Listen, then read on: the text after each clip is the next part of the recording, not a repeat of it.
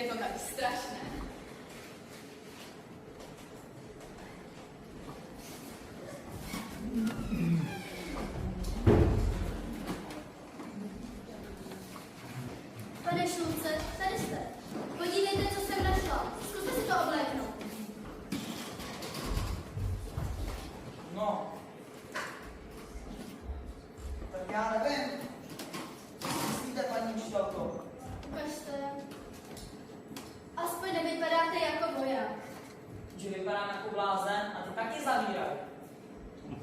Nedá se nic dělat, pokud tady chcete zůstat.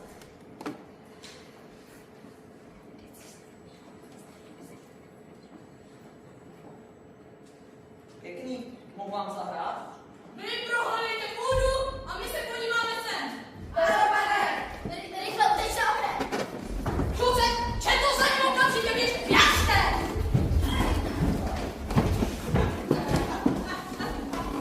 Asi špatný.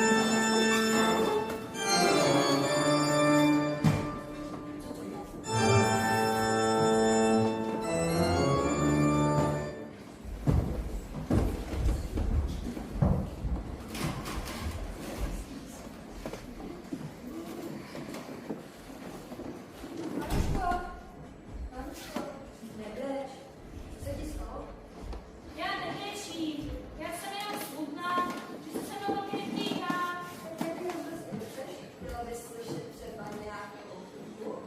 Jo, chci. A jakou hudbu? No, ale já se bojím.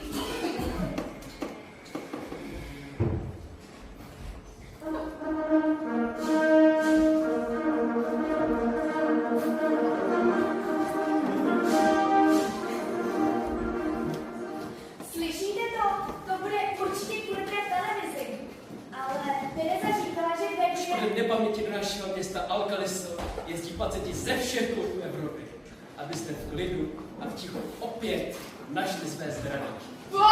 Ježiši, proboha, prosím vás, nedá se to nějak zastavit. No nedá, to už nestihneme natočit. Co budeme dělat? Prosím vás, nic nedělejte, musíme počkat. Tak co? Jaký jsem byl? Byl to na vás? No, vy jste byl dobrý, ale my jsme byli sticha. Jako? Vždyť začínáme až za 10 minut. No ale to už bylo o všem. No ovšem. No ale to byla chyba.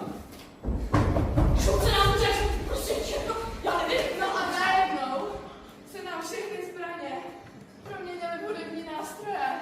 Cože? Vážně? No, tak tedy jedeme.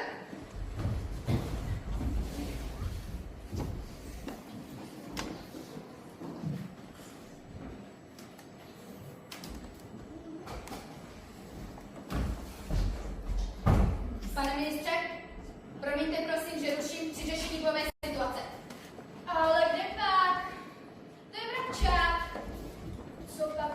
Vy jste nikdy jako kluk nehrál Vrabčáka? Co?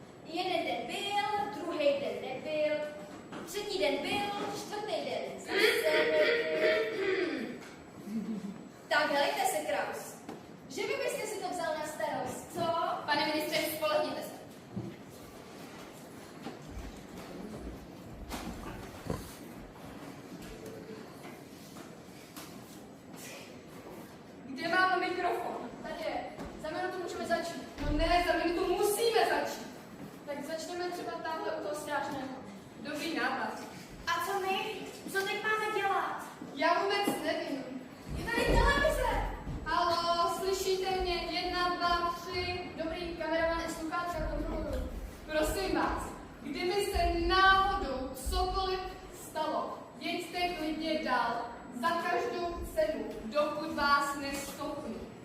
Kdyby vám potří přednáška, co budu hudebních věd, nebo tak něco. Jsem určitě k dispozici, prosím. Páni, to je blbec. Pardon. Rád bych podotkl, nedělám peníze. Vyhoďte ho. Zapojují nás. Jedeme. Vážení přátelé, promiňte nám technické nedostatky. Dnešní reportáž bude poněkud senzační, no a proto poněkud nepřipravená. Předmětem naší reportáže budou dnes má kasáry. Dobrý den, ráda bych udělala malou reportáž z vašich kasárek. Tady je moje žurnalistická legitimace, prosím.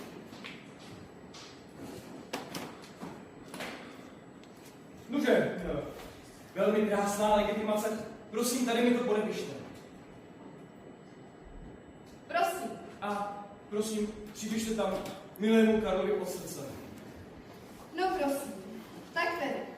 Milému Karlovi a ze srdce. Děkuji vám. A teď můžete jít.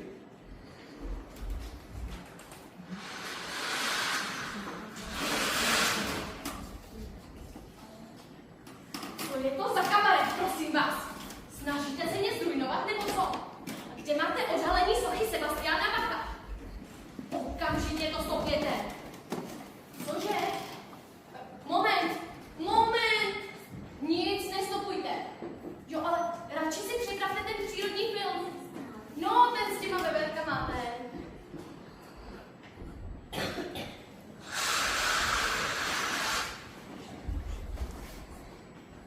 A protože je mezi námi oblíbená zpěvačka Edita, pokusíme se o malý experiment. Zpívá Edita. Ježiši, a co mám zpívat? A co mám zpívat?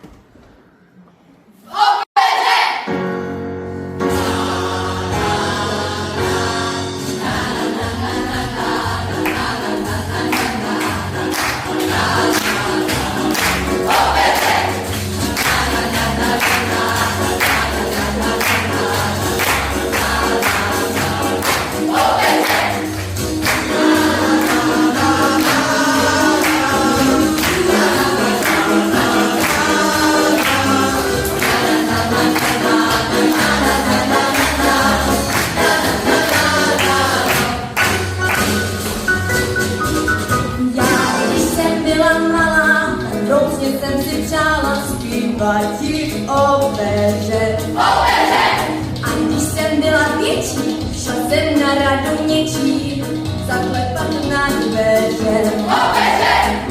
Kdo si řekla dále, já ocitla se v sále, začala jsem zpívat arii, o její hory a Marii.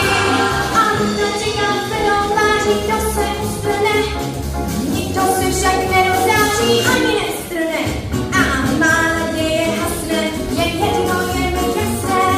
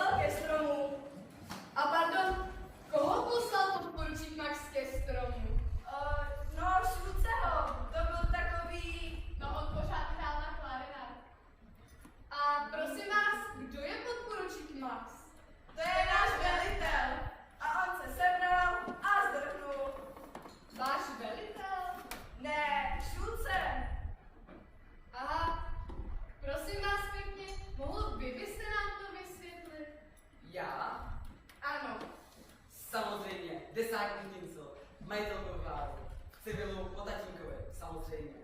Manželka doktor Kinclova, vědecký pracovník, ale to vás celkem natolik nezajímá, že ano? Vás spíš zajímá, jak se to všechno stalo. No, ano. Ano, tedy jak se to všechno stalo. Šulc se zbyl, to je fakt. Ale přesto, že byl na dostřel, dal se do útěku.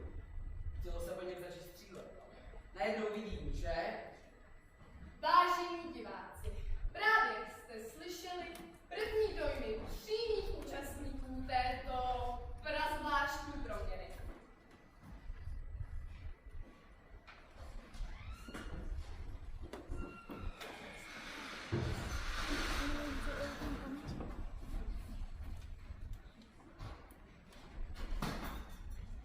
Halo?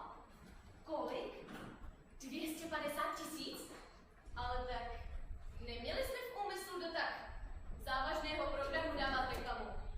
No ano, bude na to koukat řada lidí. Ne, to si nemůžeme dovolit vydělávat v tak závažné situaci. Telegram. Program v Alkalisu výborný. Prosím vás, nám se strašně líbil váš pořad a rádi bychom do něj dali naši reklamu. Nabízíme vám 500 000 za to, že budete 6krát propagovat limonádu super. Halo? Všechny nabídky odmítnout. Opakuji, všechny nabídky odmítnout. A nepřeji si, abyste se mě znova ptal po zdravotním stavu. Ježiši, s těma veverkama už jdete do háje. 6krát propagovat limonádu super. Už jste mluvila s Terezou? Není možno dostat spojení. Ježiši, ženská, není možno. Tady jde o 500 000.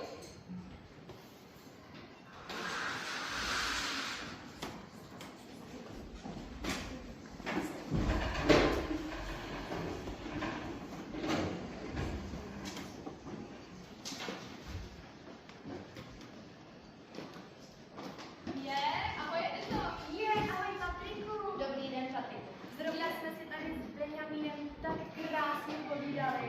Jo, no to já jsem vám chtěl říct taky, že... Jo, se mnou si povídala. Ale tak pánové.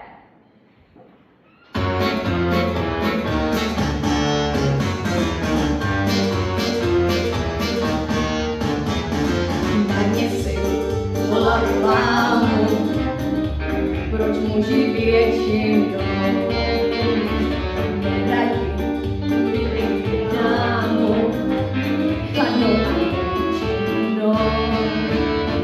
Nedávno přišel ke mně, sladký a nelubil, a doopravdy jemně mě oslovil.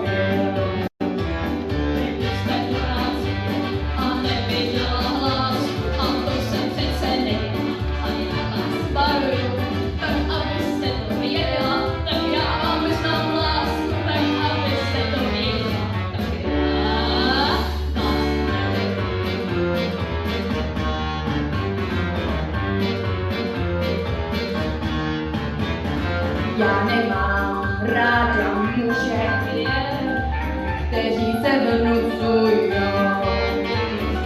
za prachy oných žen, si štěstí kupujou.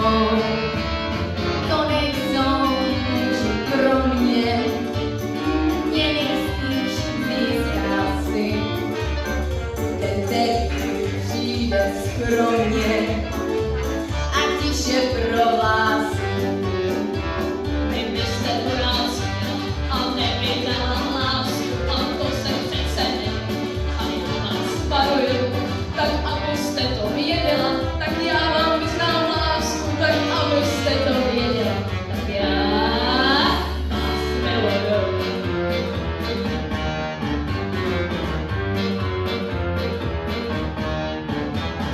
Ten, který přišel včera do naší ulice za večerního šera.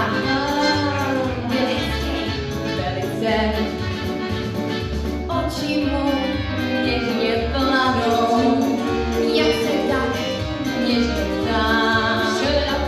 A když mu řeknu ano, tak tiše zašeptá.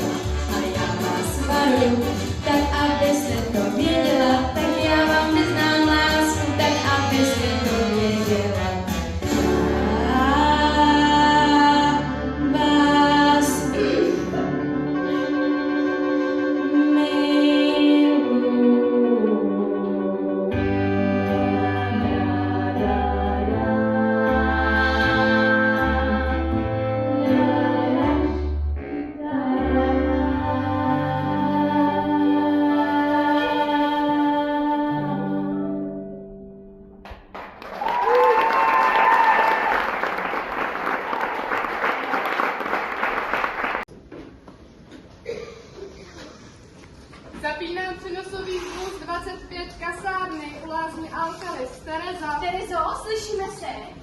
Slyším a oznamuji vám, že právě začínáme balit.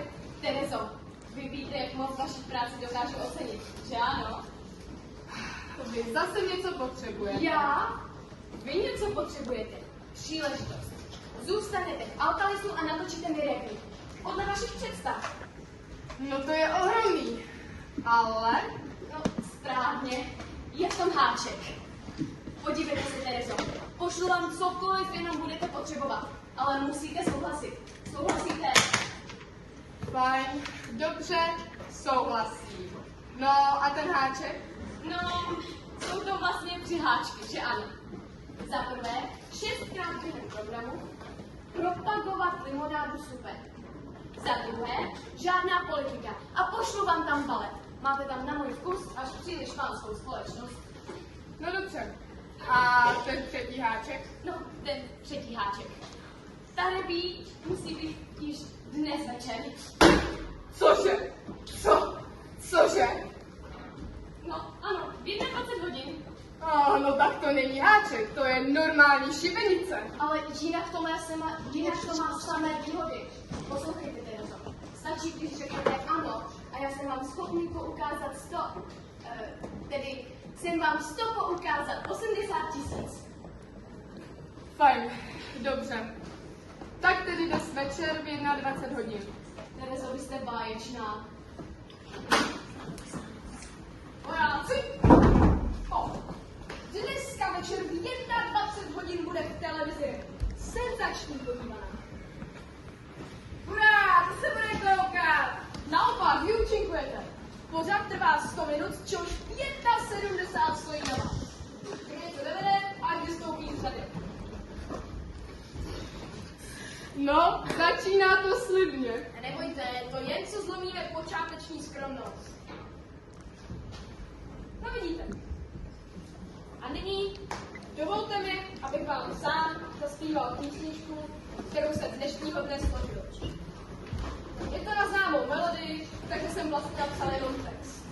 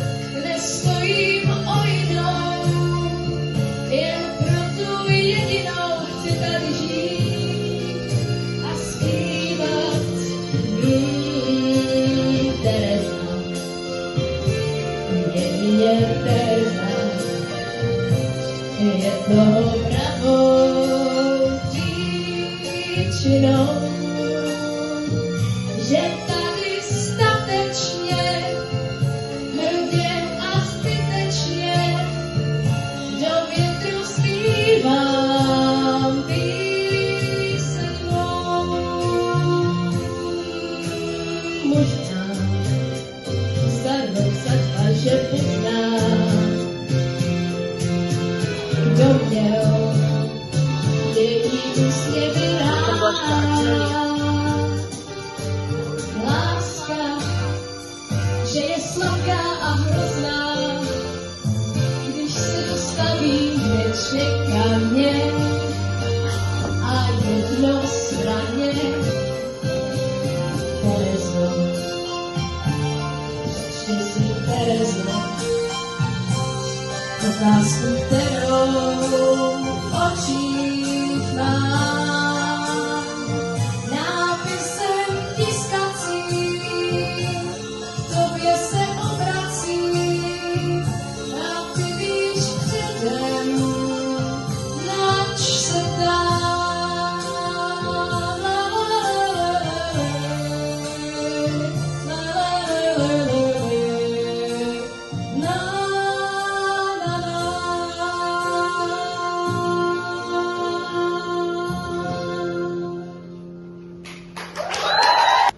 A vždy vravili, že že sa nehambíš takto tu ležať a nič nerobiť. A ja, namiesto toho, aby som dačo robil, som sa hambil.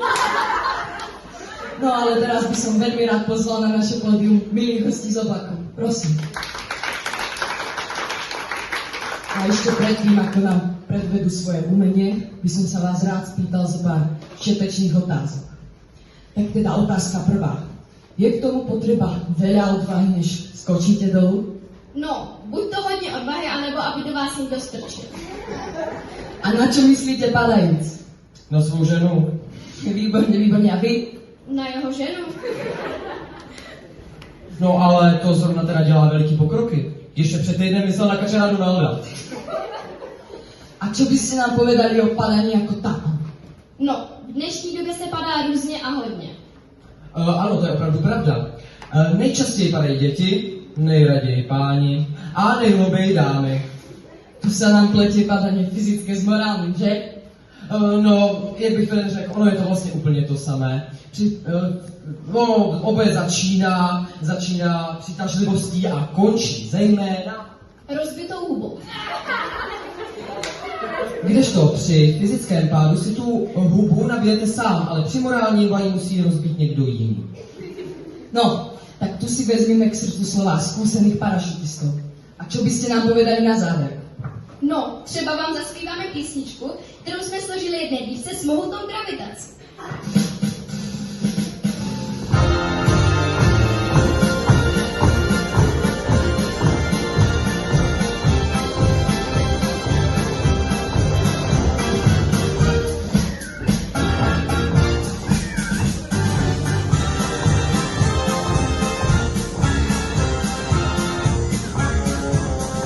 Babeta šla do světa a krk zapoudá, že ta babeta je po pletách, že ti já zůstal sám.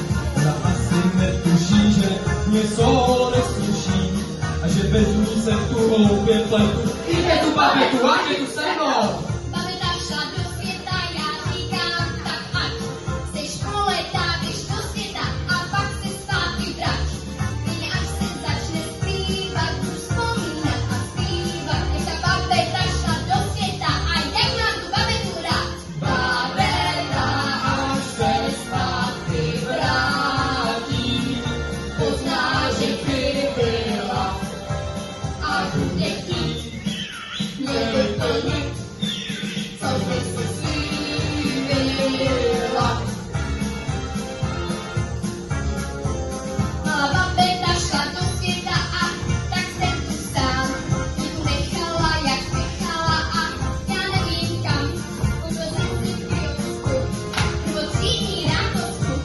A mě můj bože baví to, že neví ta babeta, že bude pita. Babeta šla do světa a vrátí se zpět. Možná za 7, možná za 8, možná za 50 let.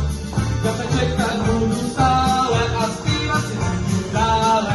Babeta šla do světa, jak mám tu babetu rád. Babeta až se zpátky vrátí, pozná, že chyběla A bude chtít mě vyplnit, co by si slíbila. Co by si slíbila. Co by si slíbila.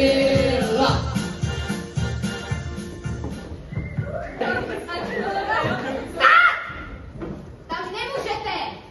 Máme co nejčistější zákaz tam pustit! Ani noha! Ale my tu máme za 5 minut večer vystupovat v televizi. Máme zkoušku baletu. To je v pořádku, puste. Prosím.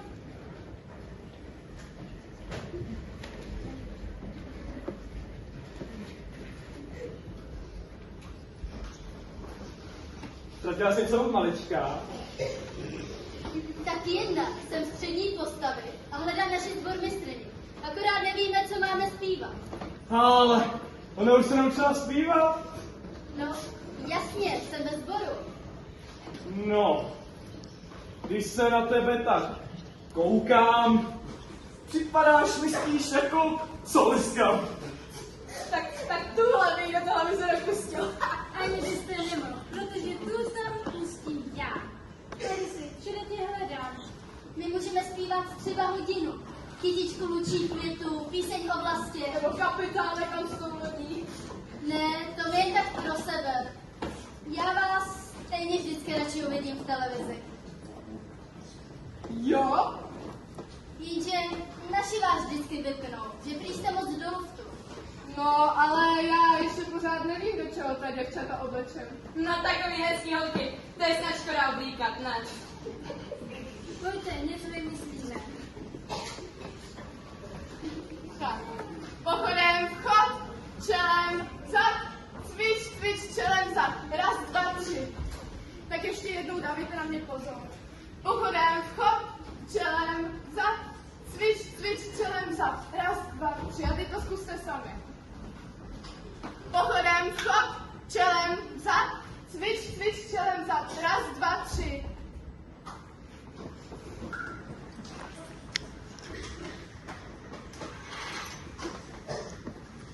Hele, našel jsem tenhle kostým.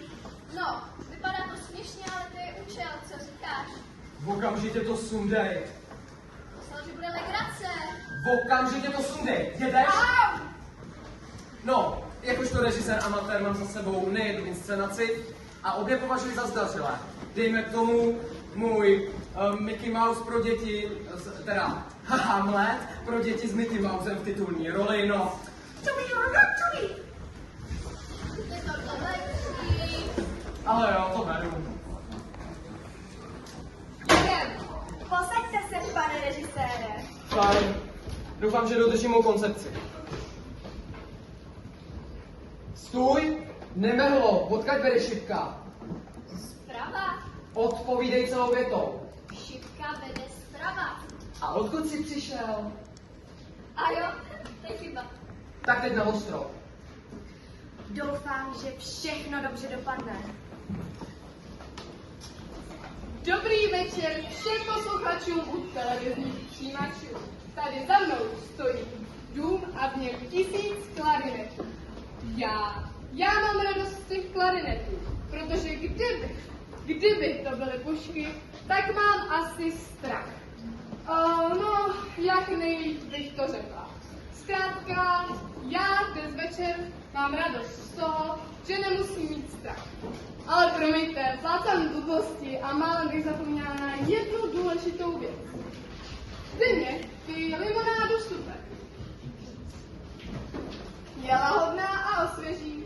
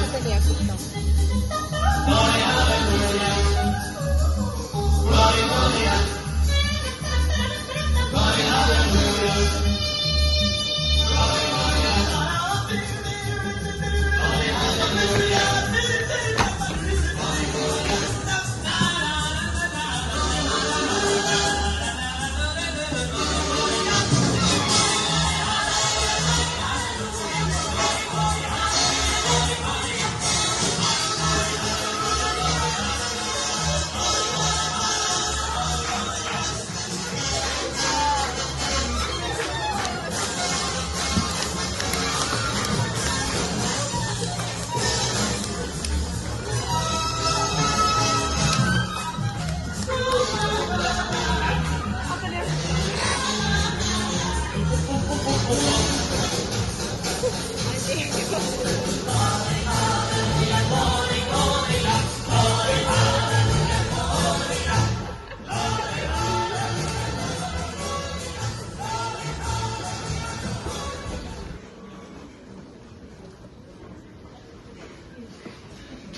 podvečer. Rád bych vám chodil na hodiny. Chci se naučit, no, prostě na hudební nástroj. Fakt, tak to jsem rád. Nevěřím, už je po večerce.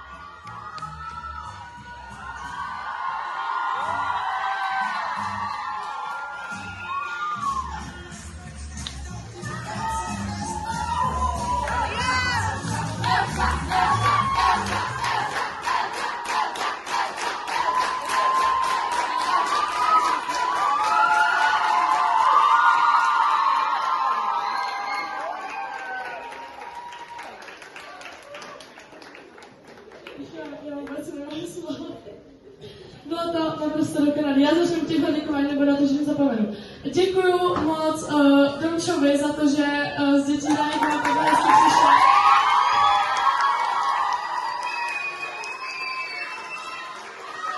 Děkuju moc technickým štábu, pojďte prosím všichni za námi, já radši nebudu jmenovat, že by někdo zapomněl, ale všichni pojďte za náma.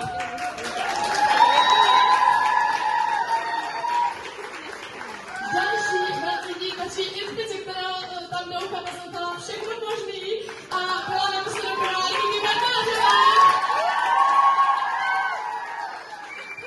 Další, kdo se zaslouží stát vedle nás, je Dan Závodník, protože, o můj bože,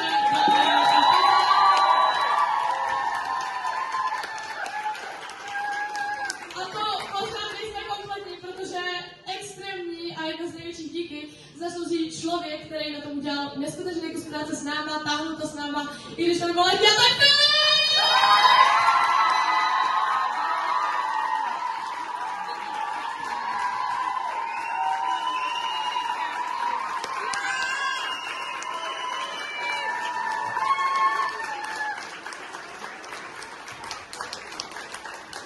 ale samozřejmě, úplně největší dík. A fakt jako teď chci slyšet takový bodval, který jsem nikdy neslyšela. Patří Milan